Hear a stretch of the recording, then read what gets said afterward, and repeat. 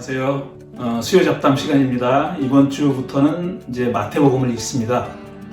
사탄에 대해서 계속 공부하고 있는데 이번 주부터는 마태복음이 사탄을 어떻게 그리고 있는지 살펴보겠습니다. 마태복음은 마가복음처럼 공관복음서에 속해 있지만 우리가 지난주까지 살펴본 마가복음과는 조금 다릅니다.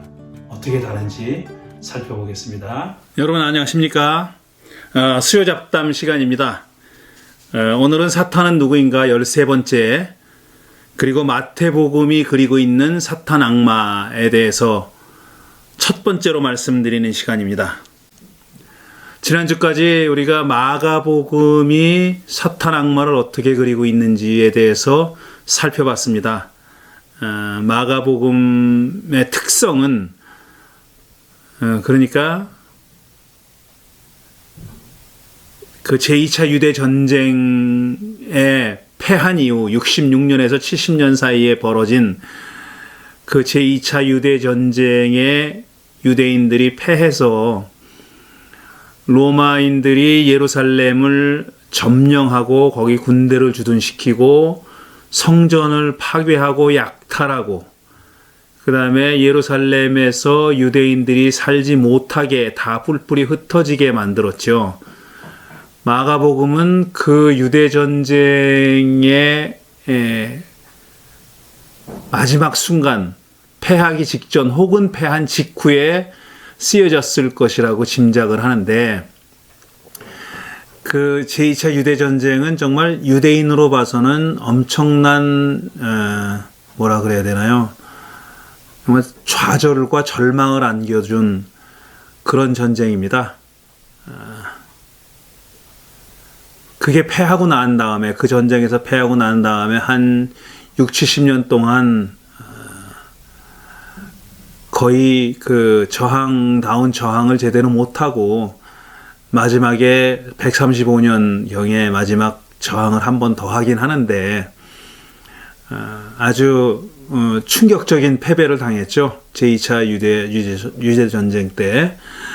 그 상황이, 그 2차 유대전쟁의 패배가 유대인들과 또 첫 그리스도인들에게 어떤 영향을 주었는지 하는 것이 마가복음에 나타나 있고, 그리고 마가는 예수님이 십자가에 달려 죽고 부활하신 후에 한 40년이 흐른 다음에 복음서를 기록하면서 자기들이 살았던 시대 상황, 그리고 마가 공동체가 자리 잡고 있었던 지리적인 그 지역적인 상황과 시대적인 상황을 반영해서 예수님의 사건을 해석한 겁니다.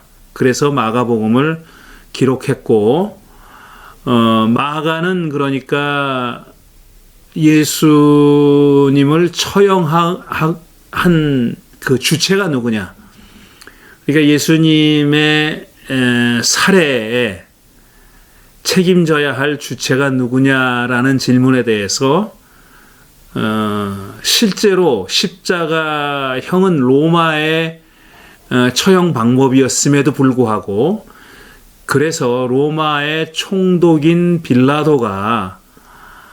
빌라도만이 예수님을 십자가에 처형할 권한을 가지고 있었죠. 권력을 가지고 있었는데도 불구하고 그 예수님의 순환과 죽음의 책임을 대제사장들과 율법학자들, 그리고 사두개인들, 산헤드린 회원들에게 돌립니다. 그러니까 산헤드린 회원들이 예수님을 죽이기로 판결을 내렸다, 선고했다고 그렇게 적고 있고, 다만 자기들에게 그걸 실행할 권한이 없었기 때문에 예수님을 빌라도의 관저로 끌고 갔고, 빌라도는 그렇게 끌려온 예수님과 몇 마디 대화를 나눴고, 군중들의 압력에 못 이겨서 예수님을 십자가에 매달아 죽인 걸로 그렇게 표현했습니다. 그러니까 예수님을 십자가형에 처한 실질적인 주역은 유대인 권력자라고 얘기한 겁니다. 그리고 또 한 가지 마가복음은 이러한 유대인들과 그 다음에 예수님 사이에 벌어졌던 그 싸움을 선악 간의 우주적인 대결로 이해하고 있습니다. 그러니까 종말론, 선악 이원론 이런 것들이 마가복음에 반영되어 있다고 볼 수 있는 거죠. 그래서 실제로 예수님을 처형했던 유대교 권력자들은 자신들의 어떤 독자적인 정치적 결정에 따라서 그 일을 이루었지만 그 배후에는 그보다 훨씬 더 엄청나게 큰 악의 세력이, 그러니까 사탄이 자리 잡고 있다고 그렇게 본 겁니다. 자, 그럼 이제부터 오늘과 다음 주에 걸쳐서 살펴볼 마태복음은 조금 다릅니다. 또 마가는 그러니까 제2차 유대전쟁의 유대 독립전쟁에 끝나자마자 혹은 그 직전에, 그러니까 기원 후 한 70년경에 쓰여진 복음서라고 하면은 마태와 누가복음은 그로부터 한 20년 혹은 30년이 흐른 다음인 기원 후 90년에서 100년 사이에 쓰여진 복음서라고 추측하고 있습니다. 그러니까 20, 30년의 세월의 시간적 간격이 있는 겁니다. 마가복음과 마태복음 사이에는 뭐 누가도 마찬가지인데 누가는 얘기하지 않겠습니다. 나중에 얘기할 거니까요. 오늘 마태복음에 대해서만 얘기할 거니까 마가와 마태 사이에는 한 20년, 적어도 20년, 길면 30년 사이의 격차가 있는 거예요.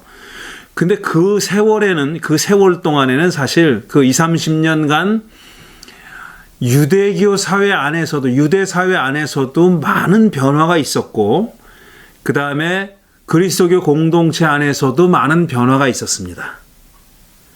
그 변화가 마태복음에 반영되어 있는 겁니다. 그래서 마가와는 조금 색깔이 다릅니다. 공통점도 물론 있어요. 그렇지만 마태가 그리고 있는 유대교 권력자, 그 다음에 마태가 그리고 있는 마태도 역시 마가처럼 그 예수님의 적대자들이 어떤 독자적인 어떤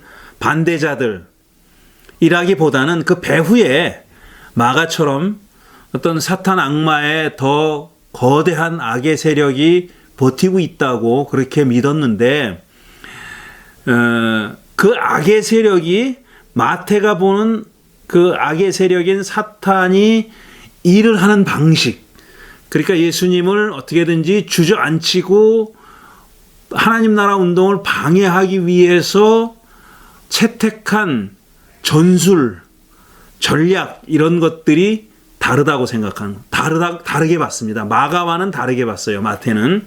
그것은 마가와 마태 사이에 한 20, 30년 사이에 그 시간적 격차가 낳은 산물이라고 그렇게 보시면 되겠습니다. 그럼 어떤 차이가 생겼느냐, 어떤 변화가 일어났느냐를 보면, 첫째로 예루살렘 성전이 70년에 제2차 유대전쟁이, 독립전쟁이 패배로 돌아가면서 성전이 완전히 파괴돼 버렸죠. 그러니까 제2성전이 파괴된 겁니다. 그렇게 되다 보니까 이제는 유대교의 근간이, 유대교의 기둥이 성전과 성전에서 드려지는 제사가 아니게 됐어요. 제사를 드릴 수가 없게 된 겁니다. 성전이 없어졌고, 그 다음에 제사를 드릴 수 없게 됐고, 따라서 성전을 기반으로 해서 유대교의 어떤 리더나 권력자 역할을 했던 사람들인 제사장들, 대제사장들과 그 다음에 그들의 종교적인 성향, 종파였던 사두개파 사람들, 제사장들과 그들이 중심이 됐던 하나의 종파였던 사두개파 사람들이 권력 기반이 없어진 겁니다. 그래서 그들이 권력을 잃어요.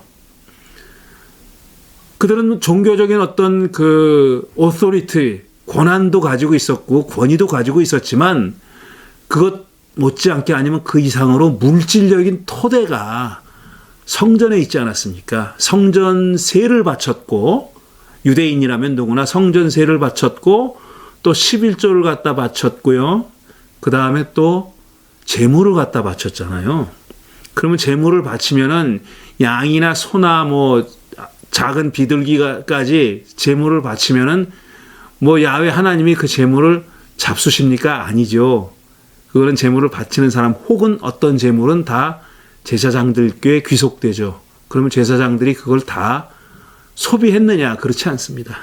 그걸 이제 시장에 내다 팔기도 하고 그랬어요. 그러니까 성전에서 바쳐지는 세금뿐 아니라 성전에 바치는 세금, 유대인들이라면 바치는 세금뿐 아니라 하나님께 바치는 제물도 그 제사장들과 사두개파 사람들의 부의 근간이 됐던 거죠. 근데 그게 다 이제 없어져 버린 겁니다. 그리고 새롭게 유대교의 어떤 리더나 권력자로 등장한 사람들이 누구냐면 바리새파 사람들이었습니다. 바리새파 사람들이 등장해요. 근데 바리새파 사람들의 신학적인 특징, 어떤 그들이 종교적으로 추구하고 신학적으로 추구했던 바는 뭐냐 하면은 이건 사두개인들하고 다릅니다. 사두개인들은 제사 이런 게 중요하잖아요. 근데 이 바리새파 사람들은 제사와 관련 있는 종파가 아니니까 이들은 율법 규정들, 그러니까 계명들을 굉장히 세세하게 세분하고 구체화해가지고 그거를 할 수 있으면 정확하게 지키는 것이 이들의 신학적인 어떤 모토였어요. 그게 신학적인 가치입니다.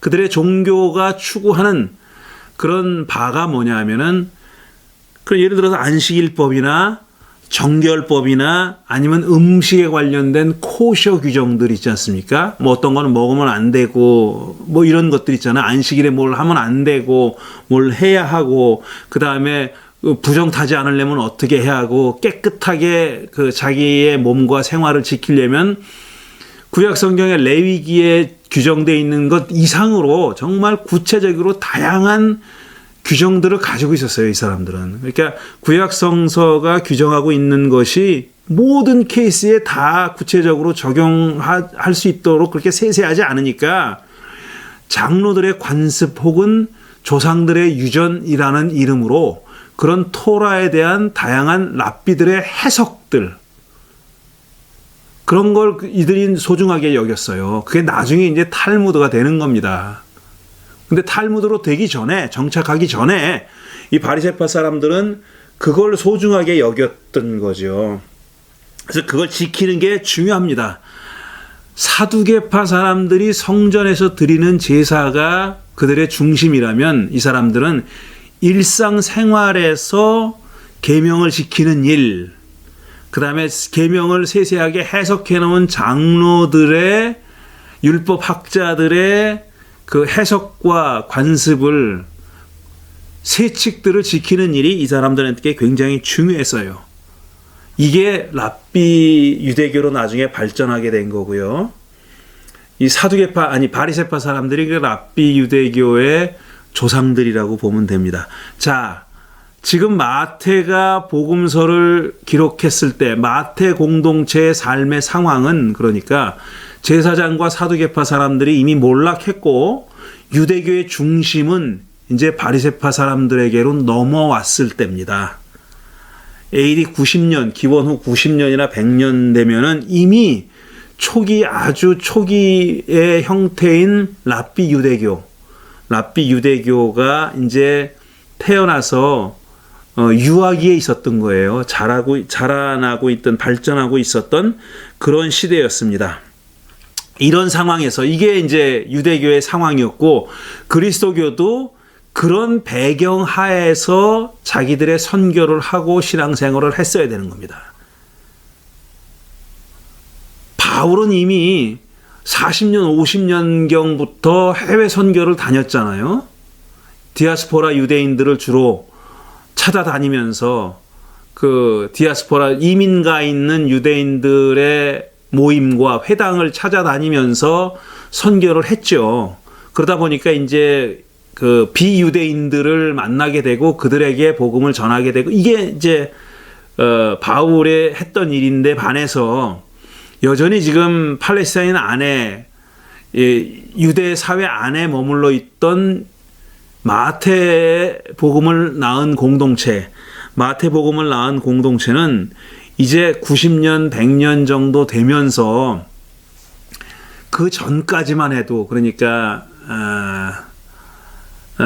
마가의 시대만 해도 그리스도교가 유대교의 한 종파, 유대교 안에 있는 바리새파, 사두개파, 뭐 에세네파 이렇게 있듯이 그렇게 유서 깊은 종파는 아니었지만 신흥 종파 중에 하나라고 생각했죠. 그리스도교파를, 예수파를, 그러니까 예수라는 분을 섬기는, 랍비로 섬기는 그 외부자가 볼 때는 랍비로 섬기는, 예수를 랍비로 섬기는 하나의 개혁적인 유대교의 분파라고 생각했는데 그 차이가 한 20, 30년 동안 더 벌어진 겁니다. 그래서 마태 공동체가 지금 마태복음을 기록했을 당시는 거의 지금 세퍼레이시 된 상태, 빠이빠이하고 이별을 한 상태였었어요. 그러니까 유대교의 전통적인 그 유대교 종파, 바리새파 사람들의 눈으로 보기에는 그리스도인들이 이건 우리의 형제라고 생각했더니 그게 아니로구나. 우리의 형제가 아니라 우리와는 상당히 차이가 있는, 그리고 하나로 묶일 수 없는, 하나로 엮일 수 없는 전혀 다른 종파가 되어버렸구나 생각했고 그리스도교 안에서도 비슷한 생각이 자라났던 겁니다. 사실 이 시기에 관한 연구가 상당히 많이 있어요. 저도 여러 권의 책을 가지고 있고 몇 권은 읽어봤습니다. 그렇게 유대교와 그리스도교가 언제, 왜, 어떻게 결정적으로 갈라졌느냐 하는 거에 관한 연구들이 상당히 많이 있어요. 근데 제가 아직까지 제가 본 바에 의하면, 제가 아는 바에 의하면은 유대교 측의 학자들이 보는 견해와 그리스도교 학자들이 보는 견해가 상당히 다릅니다. 유대교 쪽에서 그리스도교 초기 그리스도교 역사를 연구하는 사람도 있어요. 근데 그 사람은 유대인이고 유대교인이에요. 근데 그 사람들이 그 초기 원시 기독교, 초창기 1세기, 2세기 기독교를 연구하는 사람들이 바라본 바울과 예수, 초대교회의 어떤 현실 이런 거는 그리스도교 쪽에서 보는, 그리스도교 신학을 하는 사람들이 바라보는 시각과 많이 다르더라고요.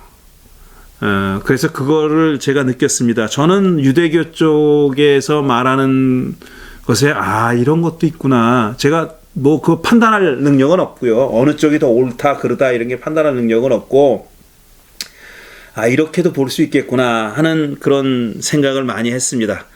자, 이렇게 첫째로는 제가 지금 그 70년에서 90년 혹은 100년 사이에 일어났던 사회적인 변화, 역사적인 상황 이런 걸 말씀드리는데, 첫째로는 성전이 무너지면서 권력이 교체됐습니다. 유대교의 리더십이 교체가 됐고요. 사두개파 혹은 제사장에서 바리새파로 교체됐고, 바리새파 사람들이 중요하게 내세웠던 가치들은 그런 것이었다. 두 번째로는 그리스도교와 유대교회가 이제 확연히 차이가 드러나기 시작했다. 그래서 서로 이제 제갈 길을 가기 시작했다.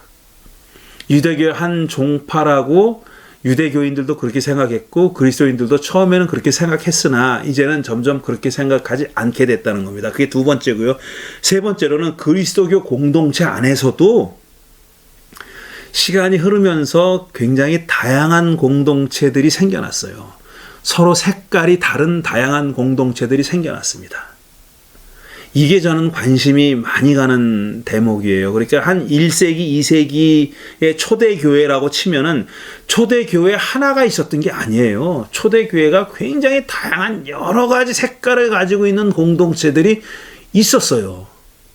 우리가 신약성서에서도 그게 드러납니다. 바울의 그리스도교 공동체하고 예루살렘을 중심으로 했던, 그땐 베드로보다 사실 예수님의 동생 야고보가 예루살렘 교회의 대표자였는데, 예루살렘에 있던 그리스도교 공동체와 그 다음에 바울이 일궈놨던 그 디아스포라 공동체는 많이 색깔이 다릅니다. 근데 우리가 사도행전이나 뭐 바울의 서신에서 볼 수 있는 거는 그런 확연히 다른 두 개의 공동체를 볼 수 있는데, 사실 성경에는, 우리가 가지고 있는 신약 성경에는 드러나지 않지만 여러 그 당시의 문건들, 그리스도교 안에서 만들어진 문건들에 의하면 그 둘 말고도 다양한 공동체들이 공존하고 있었다, 이렇게 볼 수 있어요. 그러다가 이제 300년 후에 콘스탄티노플 때 기독교가 하나로 통일되면서 소위 올소독스라고 하는 정통교회가 만들어지면서 사도권의 계승의 문제가 나오면서 그런 그 다양한 공동체들이 많이 사라졌고, 아니면 강제로 없어졌습니다. 없애버렸습니다. 정통교회가. 근데 그 전에 1세기, 2세기에는 참 정말 지금도 오색 찬란한 무지개 같은 그렇게 다양한 색깔을 가지고 있는 공동체들이 있었는데 그때 우리가 기록이 남겨져 있어서, 그것도 특히 이제 1947년입니까? 나그 하마디에서 엄청난 문서들이 발견되면서 우리가 알게 된 게, 아하, 이런 특성을 가지고 있는 공동체가 있었구나 하는 것을 더 확실하게 알게 된 공동체가 있습니다. 그게 바로 소위 영지주의적인 공동체, 영지주의 기독교 공동체죠. 나스틱 크리스천이티라는 거. 영지주의적인 그리스도교 공동체가 있었어요. 영지주의적인 색깔이 강한 공동체가 있었고, 그들이 산출해낸 문서들이 상당히 많이 있었고, 그 중에 여러 권이 나그 하마디 문서에 포함되어 있는데, 거기 뭐 빌립의 복음서, 도마 복음서, 마리아 복음서 등등의 여러 복음서들과 행전들이 그 안에 있습니다.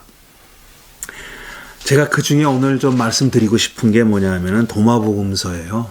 도마복음서는 뭐 요즘에 하도 많은 사람들이 연구를 하고, 또 사실 전문가도 아닌 도올 김용옥 선생이 도마복음을 뭐 자기가 다 섭렵했다 그러면서 강의도 하고 책도 엄청나게 두꺼운 책을 썼죠.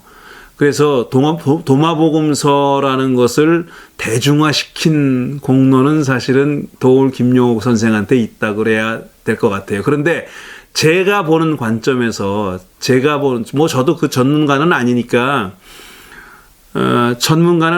이렇게 말해도 되는지 모르지만, 전문가가 아니니까 또 이렇게 말해도 되는 거죠. 전문가는 말을 조심할 텐데, 저는 뭐 그러질 않으니까요. 굉장히 일방적이에요. 도마복음서를 연구하는 사람들이 굉장히 광범위한 학자들이 많이 있는데, 그 사람들이 아직까지 거의 합의를 이루어 온 것들이 있거든요. 그런 것들을 상당히 많이 무시합니다. 도올 선생은 자기 말이 옳다고 생각하는 거예요. 그리고 도마복음서를 굉장히 연대를 앞당겼어요. 보통 도마복음서 한 2세기 초엽이나 이렇게 쓰였다고 이렇게 보는데, 그게 대체적인 학설이에요. 근데 김용옥 선생은 마가복음보다 일찍 쓰여졌을 수 있다, 이렇게 얘기하더라고요. 근데 그거는 정말 굉장히 용감한 주장이긴 하지만 근거는 좀 박약한 주장이에요. 물론 도마복음서가 우리가 가지고 있는 복음서 형태로 정착된 것과 그 전승이, 트래디션이 언제부터 있었느냐 하는 건 다른 문제예요.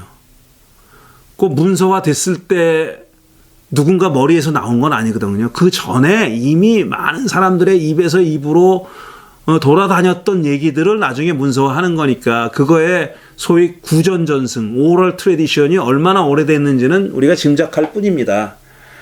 근데 굉장히 오래됐다고도 볼 수 있어요. 하지만 그거는 그냥 추측일 뿐이에요. 그리고 예수님의 어록에 관한 큐에 대해서도 마찬가지인데 큐가 언제적 거냐 뭐 다양해요. 근데 큐라는 거는 이제 동화복음서처럼 문서로 남아있지도 않잖아요. 근데 큐가 굉장히 오래됐다고 추측을 하죠. 추측을 하기는. 그리고 동화복음서도 큐 자료처럼 어록입니다. 예수님 어떤 행동을 한 게 아니라 하신 말씀, 그 다음에 제자들과 나눈 대화 이런 것들만 기록돼 있으니까 어록과 성격이 비슷하거든요. 그러니까 어록이 오래됐고 따라서 도마복음서도 오래됐다고 주장을 하는 모양인데 그게 근거를 정확하게 댈 수 있는 주장은 아니에요. 지금 말씀드렸듯이 이 도마복음서는 Q 자료, 어록 자료와 비슷한 점이 많습니다. 하지만 내용상으로 많은 차이가 있고 공관복음서가 전하고 있는 예수님의 어록과 비슷한 게 많아요. 근데 결정적인 순간에 다른 얘기를 하는 것도 있습니다. 전체적으로 비슷하게 나가다가 막판에 다른 얘기를 하는 그런 얘기들도 있어요. 그리고 비밀 복음서라고 시크릿 복음서라고 아예 대놓고 얘기를 해요. 비밀 복음서. 이게 아무나에게나 알려져도 안 되는 그런 복음서라고 성격 규정을 분명히 하죠. 어떻게 돼 있냐면 이것들은 살아계신 예수께서 이르셨던 비밀의 말씀들이며 디두모라고 하는 유다 도마가 기록한 것이다. 이렇게 시작해요. 그러니까 비밀의 말씀들이다. 모든 사람에게 다 오픈되어 있는 그런 말씀은 아니다라는 얘기를 하고 있는 거죠. 도마복음서를 성격을 한마디로 얘기하자면은 어떤 성찰적인 복음입니다. 어떤 구체적인 현실적인 프랙티컬한 어떤 지침을 주는 건 아니에요. 이렇게 해라 저렇게 해라 이런 내용이 아니에요. 그러니까 예수님의 공관복음서 우리가 지금 가지고 있는 공관복음서와 요한복음까지 포함해가지고 예수를 따르는 거는 뭐냐 하면은 예수를 따른다, 예수를 믿는다 이런 말이 있는데 도마복음서는 그런 말이 거의 안 나와요. 예수를 믿는다보다는 너 자신을 깨닫는 거, 너 자신이 누군지 하는 것을 깨닫는 거 이거예요. 하나님 나라도 어떤 그 도래하는 게 아니에요. 그 내면에 있는 겁니다. 내면에 자기 자신을 진정한 자기 자신을 찾는 거가 바로 하나님 나라다 이렇게 설명하고 있거든요. 그러니까 내면 성찰적이고 또 굳이 얘기하자면 영지주의적이고 요즘 말로 하자면 굉장히 불교적 색채가 강한 그런 복음서입니다. 그래서 그래서 도마복음서에 열광하는 사람들이 많이 있어요. 또 그리고 그럴 만합니다. 저도 도마복음서를 읽고 조금 공부해본 바에 의하면 굉장히 매력적인 책임에는 분명해요. 굉장히 매혹적이고, 이거는 굉장히 불교적이다. 그리고 굉장히 솔직히 말씀드리면 굉장히 수준이 높다. 차원이 높은 가르침이다. 이런 느낌은 들어요. 그런 느낌이 들고 굉장히 수수께끼적인 그런 말들이 담겨 있고 그건 그 해석하기 나름이라는 그런 대목들도 많이 있어요. 그렇지만 제가 보기에 도마복음서의 문제는 왜 그 복음서가 정경 안에 포함되지 않았는지, 물론 그거는 그 당시에 정통교회를 이루었던 사람들이, 콘스탄틴 이후에 정통교회를 이루었던 사람들이 도마복음서를 원치 않았어요. 싫어했어요. 그건 예수의 가르침이 아니다. 가짜다 이렇게 생각했어요. 이레니우스 같은 사람은 완전히 가짜 복음서라고 그렇게 얘기했으니까 인정하지 않았어요. 그래서 안 들어갔지만 한편으로는 이런 생각도 해봅니다. 지금 그 당시에 기독교인들에게 필요했던 것은 이런 그 어떤 내면 성찰적인 내용보다는 아주 실질적이고 현실적인 그런 예수의 가르침 이런 것들이 더 필요하지 않았나. 그러니까 이런 수수께끼 같은 말을, 그러니까 좀 미안하지만 뜬구름 잡는 것 같은 그런 말들이 이해하기도 어려운, 이해할 수도 없는 그런 말들의 모음집인 도마복음서보다는 마가나 누가나 마태처럼 이렇게 아주 현실적이고 실질적이고 우리를 어떻게 살아야 하는지에 대한, 뭘 믿고 어떻게 살아야 하는지에 대한 어떤 구체적인 가르침을 주는 복음서를 더 필요로 하지 않았나 하는 그런, 좀 이것도 제 생각도 굉장히 현실적이고 프랙티컬한 생각이죠. 실사구시적인 생각이죠. 그 당시 사람들도 실사구시적인 그런 경향을 가지고 있었기 때문에 그러지 않았나 싶습니다. 몇 가지만 제가 인용해 보겠습니다. 이게 우리가 지금 공부하고 있는 공간복음서 같은 거랑 공간복음서 그쪽이랑 얼마나 다른지 하는 것을 여러분들에게 소개하려고 제가 몇 구절만 좀 인용해 볼게요. 이런 말씀이 있습니다. 예수께서 말씀하시니라 만일 너희 인도자들이 너희에게 말하길 보라 하나님 나라가 하늘에 있도다 한다면 공중의 새들이 너희를 앞설 것이요 만일 그들이 너희에게 말하기를 하나님 아버지의 나라가 바다에 있노라 하고 한다면 물고기들이 너희를 앞설 것이다. 차라리 그 나라는 너희 안에 있으며 또 너희 바깥에 있느니라. 이렇게 얘기했어요. 이 말씀은 명백하게 기존 그리스도의 공동체의 어떤 종파를 비판하는 겁니다. 하나님 나라가 여기 있다 저기 있다 온다 간다 이렇게 말하는 사람들, 하나님 나라를 기다리고 있다라든가 예수의 재림을 기다리고 있다든가 이런 사람들이 그 초대교회 사람들이 대부분 그랬지 않았어요. 지금 복음서에도 다 우리가 가지고 있는 복음서에도 그렇게 그려지고 있고 예수님이 다시 온다 그랬고 또 그걸 기다리고 마라나타 주 예수여 오시옵소서 기다리고 있었어요 다. 근데 지금 이 도마복음서에 이 대목을 쓴 사람은 그걸 비판하고 있는 거예요. 야, 하늘에 있어? 그러면 새들이 먼저 들어가겠네. 바다에 있어? 물고기들이 먼저 가겠네. 그거 아니거든. 너희 안에 있고 또 너희 바깥에 있어. 너희 안에 있어 라고만 얘기하면 또 모르겠는데 너희 바깥에 있어. 이렇게 수수께끼 같은 말을 하고 있는 거죠. 그런 거고요. 그 다음에 또 그러니까 하나님 나라는 어떤 역사 안에서 일어나는 사건이나 어떤 장소에 존재하는 것이 아니라 새롭게 변화된 자기 자신, 새롭게 변화된 자아, 어떤 영적인 트랜스폼, 영적인 변화가 일어난 그런 자아, 그게 바로 하나님 나라다라고 도마복음서는 얘기하고 있는 거죠. 또 이런 귀절도 있습니다. 너희가 자신을 안즉 알려진 바 될 것이고 너희가 살아계신 아버지의 자녀임을 깨달으리라. 너희가 자신을 안즉 그러니까 자기가 누군지 하는 것을 진정한 자기가 누군지 아는 것이 도마복음서의 핵심입니다. 내가 누구냐? 나는 누구냐?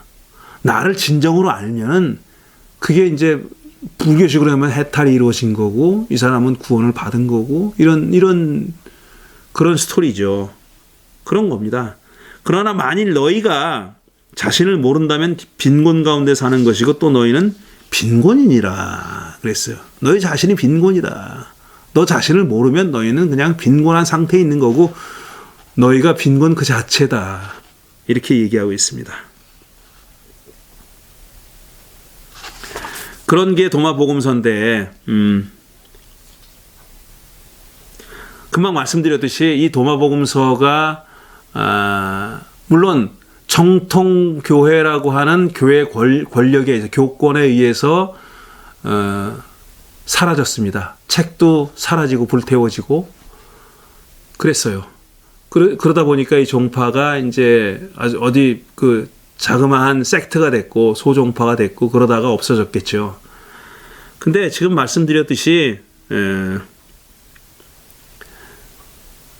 그런 복음서가 도마복음서 같은 복음서가 박해와 위협과 불안 가운데 살고 있던 첫 그리스도인들에게 얼마나 도움이 되고 위로를 줬을까 하는 거는 저는 좀 의심합니다.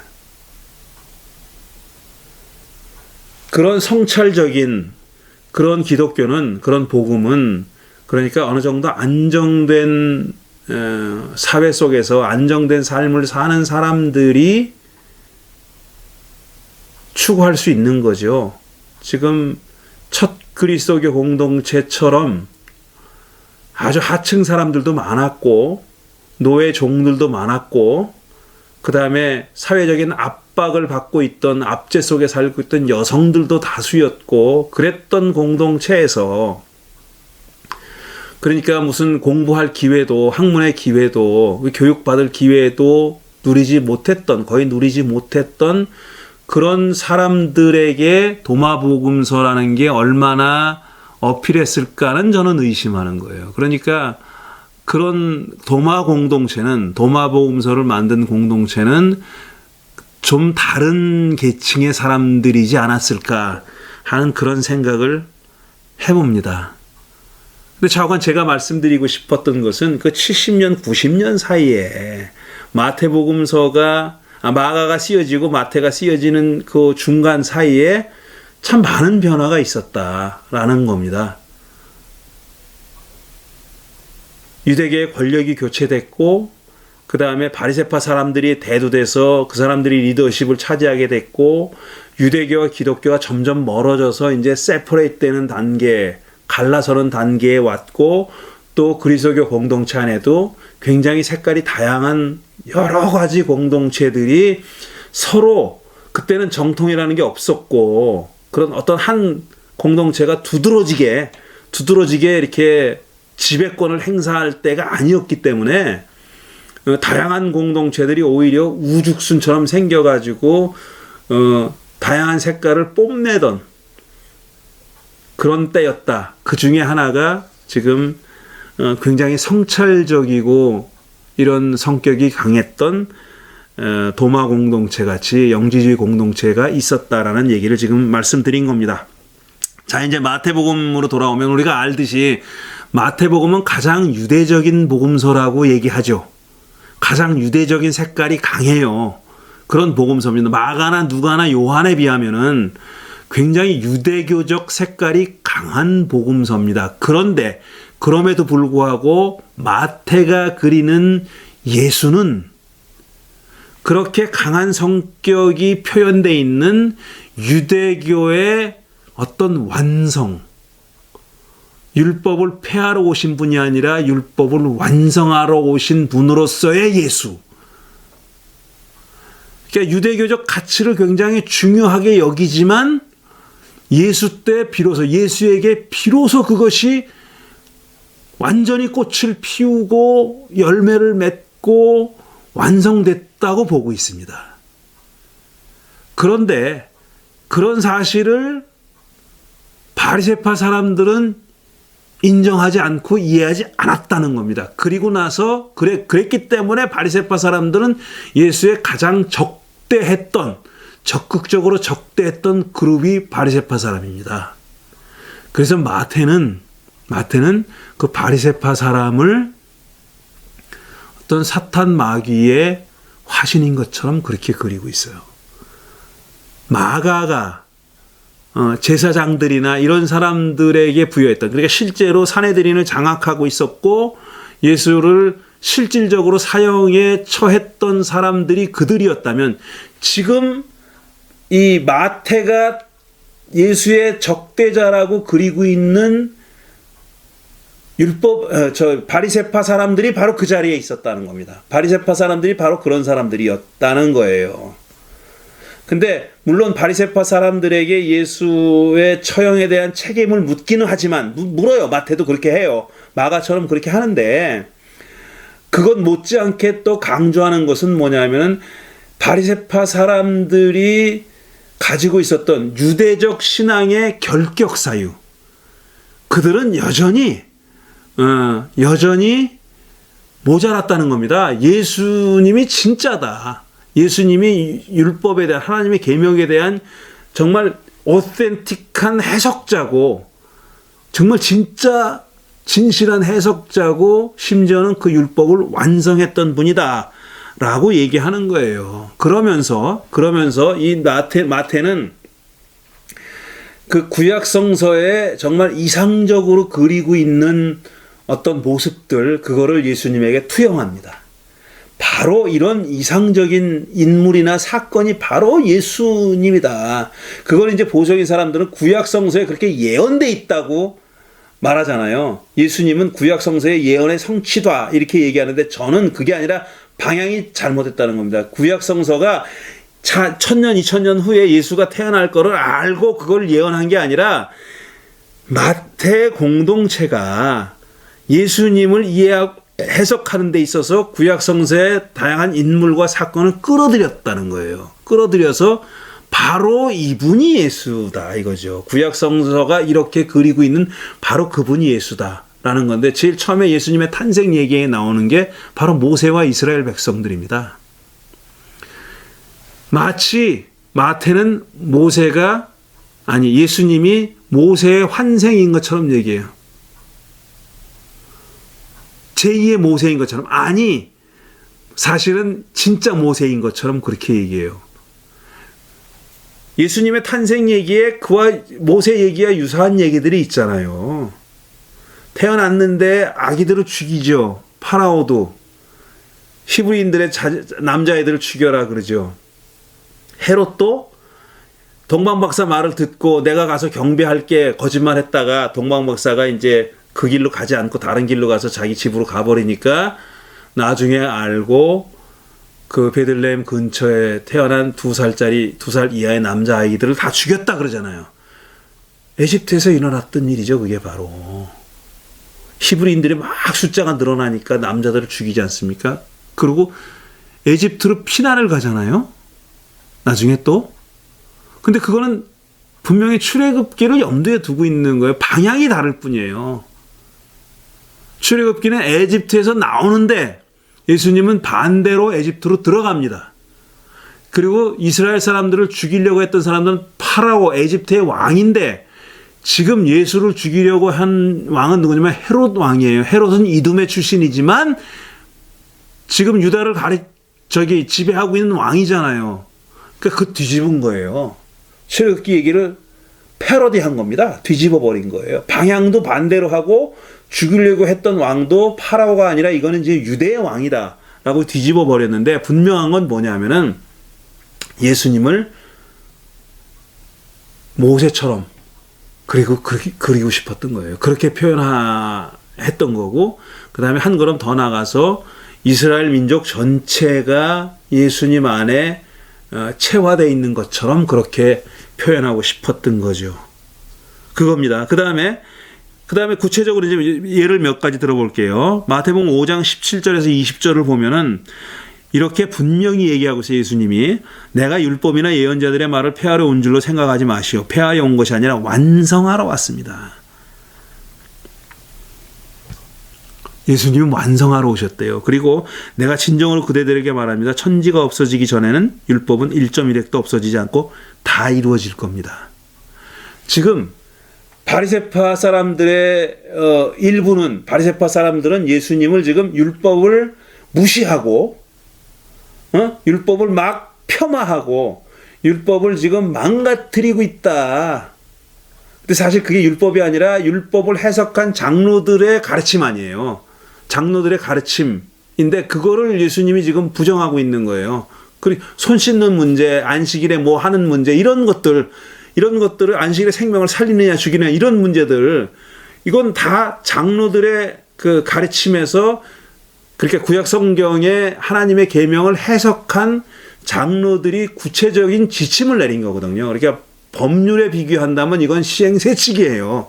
시행세칙을 예수님이 지금 어기고 있는 겁니다. 의도적으로 어기고 있어요. 근데 바리새파 사람들은 어떻게 생각했냐면 저놈이 지금 율법을 망가뜨리고 있다. 하나님의 계명을 망가뜨리고 있고 율법을 지금 깨부시려고 온 놈이라고 이렇게 생각하고 있는데 예수님은 거기에 대해서 율법 계명은 1.1획도 없어지지 않고 다 이루어질 거다. 나는 그 율법을 폐하려 온 게 아니라 완성하러 왔습니다라고 선언한 겁니다.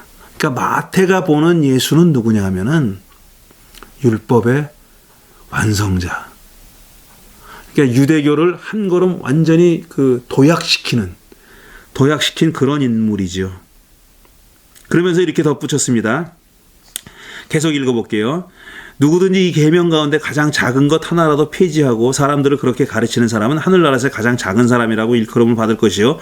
또 누구든지 이 계명을 지키며 가르치는 사람은 하늘나라에서 큰 사람이라고 일컬음을 받을 것입니다. 지금 예수님은 그 계명을 전적으로 긍정하고 인정하고 계시는 거죠. 1.1획도 피하지 말고 그걸 가르치는 사람은 최고로 대접받는다 얘기했어요. 그러나 말이죠. 그러나 맨 마지막에 이렇게 돼 있어요. 내가 그대들에게 말합니다. 그대들의 의로운 행실이 율법학자들과 바리새파 사람들의 의로운 행실보다 낫지 않으면 그대들은 하늘나라에 들어가지 못할 것입니다. 그랬어요. 율법은 무한 긍정합니다. 그렇지만 거기에 되도 않는이라고 하면 너무 폄하하는 거고, 오해와 왜곡의 여지가 많은, 오해와 왜곡한 경우도 많은 그 장로들의 가르침, 시행세칙을 갖다 붙여놓고 그것을 하나님이 주신 계명과 동일하게 그렇게 받아들이면서 그걸 지키지 못하는 사람들을 정죄하고 추방하고, 말하자면 마지널라이즈하고, 이런 바리새파 사람들에 대해서 지금 예수님이 그대들은 하늘나라 못 들어간다 그렇게 얘기하면은, 그렇게 막 얘기하면서 행실을 얘기했어요. 행실이 그와 같지 않으면은 못 들어간다. 그 얘기는 지금 바리새파 사람들이 예수님이 보기에는, 아니면 마태가 보기에는 자기들이 말하는 것만큼 못하고 있다는 거고, 사실은 그걸 아무도 못하는 겁니다. 시행세칙을 이렇게 정해놨지만 불가능한 규정인 경우가 참 많이 있다는 거죠. 그런 뜻이고요. 그 다음에 또 비슷한 뜻으로 7장 12절 보면은, 그러므로 그대들은 무엇이든지 남에게 대접을 받고자 하는 대로 그대들도 남을 대접하시오. 이것이 율법과 예언자의 본뜻입니다. 그랬어요. 대접받고 싶은 대로 남을 대접하라. 이게 율법과 예언자의 본뜻이다. 율법과 예언자는 구약 전체입니다. 이렇게 얘기하면 시편도 있고 잠언도 있는데 그러실 거잖아요. 아니에요. 근데 예수님 시대에는, 예수님이 살건 기원 후 1세기에는 그 소위 성문서라고 부리는, 그 토라, 예언서, 성문서 이렇게 돼 있지 않습니까? 성문서라고 불리는 그 부분은 구약 성경에 시편, 잠언, 룻기 뭐 이런 거 있잖아요. 전도서, 뭐 그다음에 역대기 이런 거 다 이제 성문서로 표현하고 있는데, 문서에 속하는 건데, 그건 아직까지 잘 집대성되지 않았어요. 제일 먼저 집대성된 책이 토라입니다. 5경입니다. 그 다음에 예언서가 지금 꼴을 갖추고 있었어요. 꼴을 갖춰가던 과정 중이었고, 그 다음에 그 시편, 잠언 같은 것은 아직은 우리가 지금 가지고 있는 성경의 꼴을 갖추기 훨씬 전의 일입니다. 그러니까 율법과 예언서라 그러면 그건 그 당시 사람들이 생각했던 하나님의 말씀 전체를 가리키는 거예요. 율법과 예언서의 본뜻이다. 내가 대접을 받고자 하는 대로 남을 대접하라. 이게 사실은 힐렐이라고 하는 예수님과 거의 동시대를 살았던 유대계 유명한 랍비가 있습니다.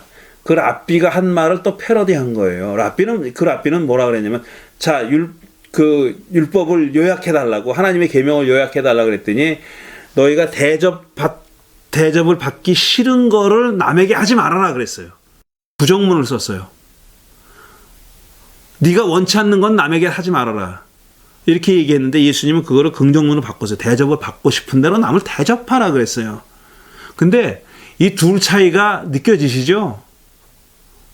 대접받기 싫은 거를 남에게 하지 말라는 것과 네가 대접받고 싶은 대로 하라는 거는 굉장히 not 하나를 뺀 거지만, 부정사 하나를 뺀 거지만, 그 포괄하는 의미는 굉장히 다르지 않습니까? 예수님은 그게 율법과 예언서의 본뜻이다 그랬어요. 그러니까 예수님은 율법과 예언서를 폐하긴커녕 너희들이 그렇게 존경하는 힐렐이 얘기한 거 있지 않느냐. 나도 동의한다. 다만 힐렐은 부정문을 썼지만 나는 긍정문을 쓴다는 거예요. 이건 어떤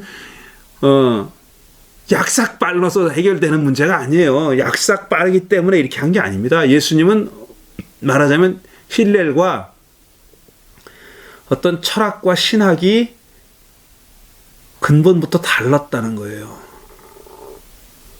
근본부터 달랐다는 겁니다. 그 다음에 우리가 잘 아는 22장 보면은 바리새파 사람들이, 여기도 바리새파 사람입니다. 자주 등장해요. 제일 많이 등장합니다. 바리새파 사람들이 예수가 사두개파 사람들의 말문을 막아 버리셨다는 소문을 듣고 한 자리에 모였습니다. 그런데 그들 가운데 율법 교사 하나가 예수를 시험하여 물었다. 그러니까 지들끼리 다 모여서 짜고 온 거죠. 그리고 예수님이 있는 데로 온 거예요. 시험하려고 물었어요. 이 시험했다는 말이, 이 바리새파 사람들이 시험했다는 말이 마태복음서에 여러 번 나오는데, 어떤 학자는 이 말을 굉장히 중요하게 생각했어요. 시험했다.